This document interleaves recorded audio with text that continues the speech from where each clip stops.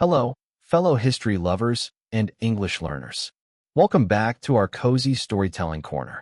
Have you ever stood in your kitchen on a cold morning, holding a warm cup of coffee, and wondered where this magical bean truly came from? Have you ever thought about the millions of hands that have touched those beans before they reached your home? Life is often a collection of small moments and quiet rituals, and perhaps no ritual is more universal than the drinking of coffee. It is a drink that wakes up our bodies, but more importantly, it is a drink that has woken up the world. Today, we are not just talking about a beverage. We are embarking on a journey across oceans, through ancient forests, and into the hearts of revolutionaries and poets. We are going to explore the story of a simple berry that changed the course of human history. This is the story of how a wild plant from the mountains of Ethiopia became the black gold of the modern world. It is a tale of accidental discoveries, stolen seeds, and the unstoppable human desire for connection and energy.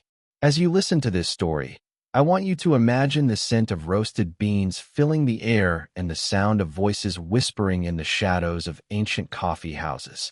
This is a story about the light of knowledge and the darkness of struggle. It is a story about us. So, take a deep breath, sit back, and let the warmth of this story surround you as we travel back in time to the very beginning. Chapter 1. The Dancing Goats of the Highland Forests.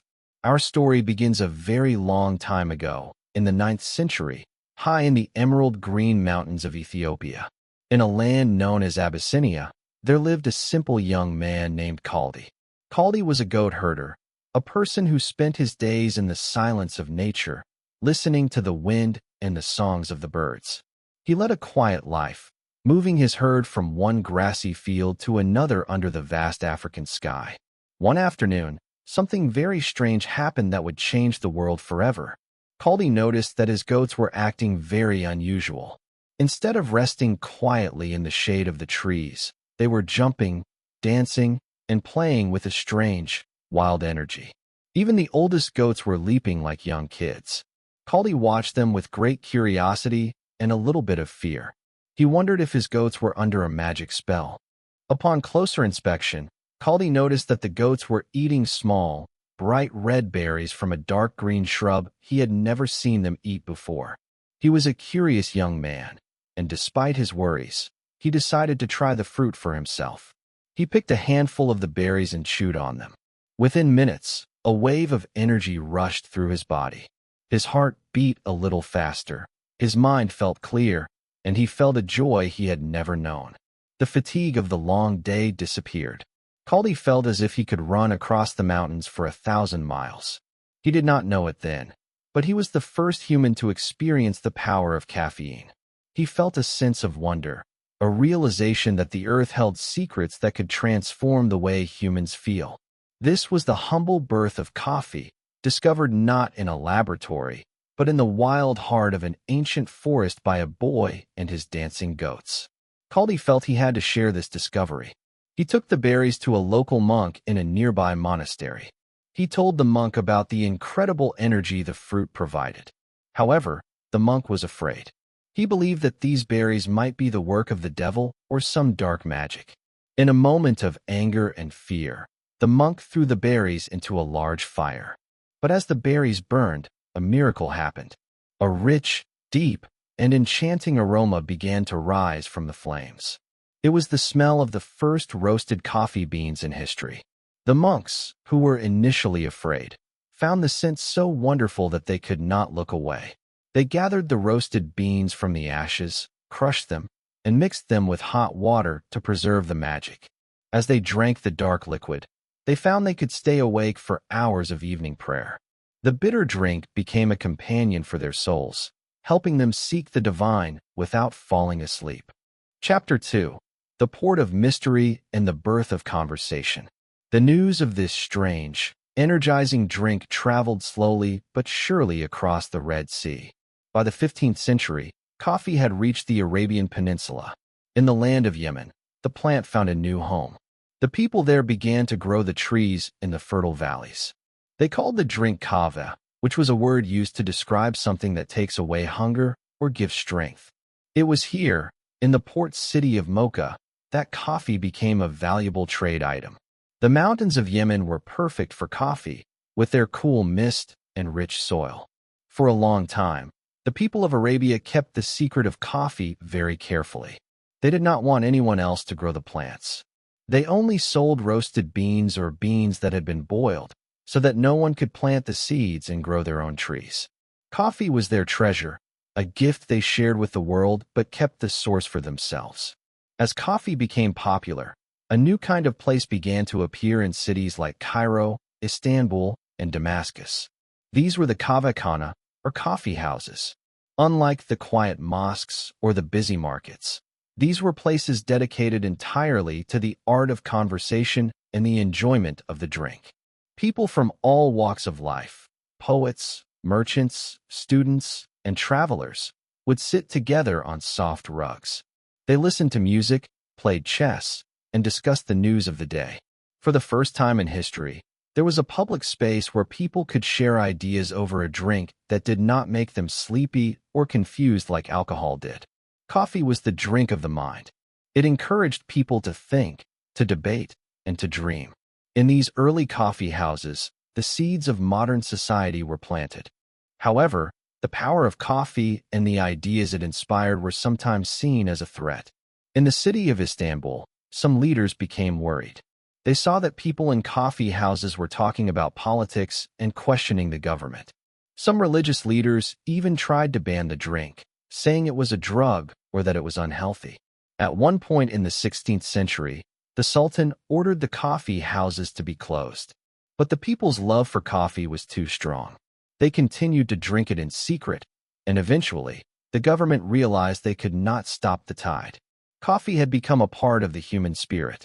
It was no longer just a drink. It was a symbol of freedom and the shared human experience of being awake and aware. The aroma of the beans had become the smell of progress. Chapter 3: The Great Escape and the Global Journey. For 200 years, the Arab world held a monopoly on coffee. But the world is a large place, and secrets are hard to keep forever. The third chapter of our story is one of adventure and danger. In the late 17th century, a pilgrim named Baba Budin was leaving the city of Mecca to return to his home in India. He had fallen in love with the dark drink and wanted to bring it to his own people. He knew that the authorities protected the seeds, but he was determined. He hid 7 fertile green coffee beans against his stomach, wrapping them tightly in his clothes. 7 is a holy number in his tradition, and he hoped it would bring him luck. He successfully smuggled the beans to the mountains of Mysore in India. From those 7 small seeds, the massive coffee industry of Asia was born. Shortly after, the Dutch, who were great explorers and traders, also managed to get their hands on some coffee plants. They took them to their colonies in the East Indies, specifically to the island of Java. The climate was perfect. The coffee grew so well there that even today, many people use the word Java as a nickname for coffee. The Dutch began to ship huge amounts of coffee back to Europe, where it became a luxury for the rich. In London, Paris, and Amsterdam, coffee houses began to open, following the style of the Arabian ones. These European coffee houses were often called penny universities, because for the price of a single penny, a person could buy a cup of coffee and engage in intellectual conversations with some of the smartest people in the country. It was in these cafes that the Great Enlightenment began, as thinkers like Isaac Newton and Voltaire drank coffee and discussed the laws of the universe. The most dramatic journey of the coffee plant, however, happened in 1723. A young French naval officer named Gabriel de Clou was stationed in Paris. He was convinced that coffee could grow in the French colonies in the Caribbean. He managed to obtain a small seedling from the Royal Botanical Garden. He boarded a ship for the long journey to the island of Martinique. The voyage was a nightmare. The ship was attacked by pirates, and a heavy storm nearly sank them. But the greatest challenge was the lack of fresh water. As the sun beat down and the water supply disappeared, Gabriel de Clou made a heroic choice. He gave most of his own small water ration to the tiny plant to keep it alive. He suffered from thirst, but he protected the green leaves with his life. When he finally arrived in Martinique, he planted the seedling. Within 50 years, there were 18 million coffee trees on the island. This single plant became the father of most of the coffee grown in Central and South America today. Chapter 4. The Bitter Taste of the Shadows. As coffee spread across the world, it brought wealth and energy, but it also brought a deep and painful darkness. We must look at this part of the history with honesty and a heavy heart. In the 18th and 19th centuries, the demand for coffee in Europe and North America grew faster than anyone could imagine. To meet this demand, European powers created massive plantations in the Americas and Africa. These plantations required a huge amount of labor. Tragically, this labor was provided by millions of enslaved people who were taken from their homes and forced to work in terrible conditions. The black gold that brought joy to a cafe in Paris was often produced through the blood and tears of those who had no freedom. In Brazil, which became the world's largest producer of coffee, the system of slavery was used for centuries to fuel the global coffee trade. Enslaved men, women, and children worked from sunrise to sunset under a burning sun. They cleared forests, planted the trees, and picked the berries by hand. They lived in small, crowded huts and had very little food. The contrast was sharp and painful. While thinkers in London were drinking coffee and talking about the rights of man, those same rights were being denied to the people actually growing the crop. The wealth created by coffee built beautiful cities and funded many technologies, but the foundation of that wealth was often built on human suffering. This is the shadow that hangs over the history of our favorite morning ritual. Even after slavery was abolished, the struggle for the people who grow coffee continued. In many parts of the world, coffee farmers remained very poor. They were often at the mercy of large companies and fluctuating prices.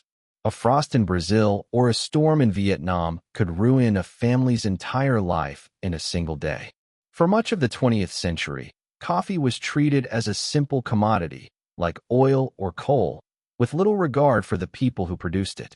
This led to a cycle of poverty and exploitation that lasted for generations. As we enjoy our cups of coffee today, it is important to remember these millions of individuals.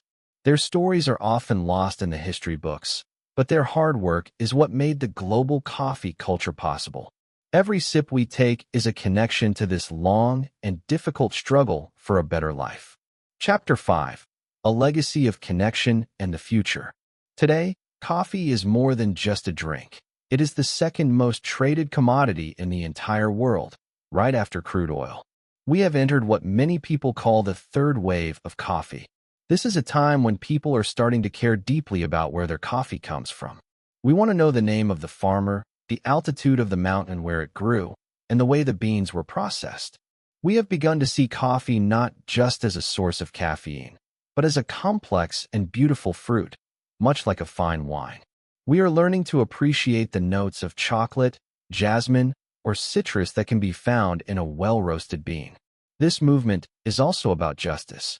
Through fair trade and direct trade, we are trying to ensure that the farmers who work so hard are paid a fair price so they can support their families and protect the environment. The legacy of coffee is also visible in the way we live our lives. The coffee house is still the heart of our communities. It is where we go to meet a friend we haven't seen in years, where we go to write our first book, or where we go to simply sit and watch the world go by. In a world that is increasingly digital and disconnected, the coffee shop remains a physical space for human touch and real conversation. It is a place of peace in a busy world. Coffee has fueled the Industrial Revolution, helped scientists find cures for diseases, and provided the energy for late-night study sessions for students all over the globe. It is a bridge between cultures, connecting a small village in Ethiopia to a busy street in New York City. As we look toward the future, coffee faces new challenges, especially from climate change. Rising temperatures and changing rain patterns are making it harder to grow the high-quality Arabica beans that we love. But just as Caldi and Gabriel Declue did, we must find a way to protect this gift of nature. We must learn to grow coffee in a way that respects the earth and the people who live on it. The story of coffee is not finished yet. It is still being written by every farmer who plants a tree and every person who brews a fresh pot in the morning. It is a story of resilience, of beauty rising from the ashes, and of the enduring human desire to be awake, to be present, and to be together. Now that we have reached the end of our journey through the history of coffee, I invite you to take a moment of reflection. The next time you hold a cup of coffee, feel the heat through the ceramic and take in that wonderful aroma. Think of Kaldi and his dancing goats in the ancient forests of Ethiopia. Think of the brave explorers who risked their lives to carry a single seedling across a stormy ocean. Think of the millions of people whose labor has filled your cup. History is not just a collection of dates and names in a dusty book. It is a living thing that we hold in our hands every single day. How does it feel to know that such a simple habit is connected to so many grand adventures and deep struggles? Does this story change the way you look at your morning routine? We often search for the extraordinary in faraway places, but perhaps the most extraordinary things are right in front of us, waiting to be understood. We would love to hear your thoughts. Do you have a special ritual with coffee or tea that makes you feel connected to the world? What was the most surprising part of coffee's journey for you? Please share your reflections in the comments below. Let us continue this conversation together, just like the people in the ancient coffee houses of old. Until next time, stay curious, keep learning, and may your days be as rich and warm as your favorite cup of coffee. Goodbye for now, and keep telling your own story.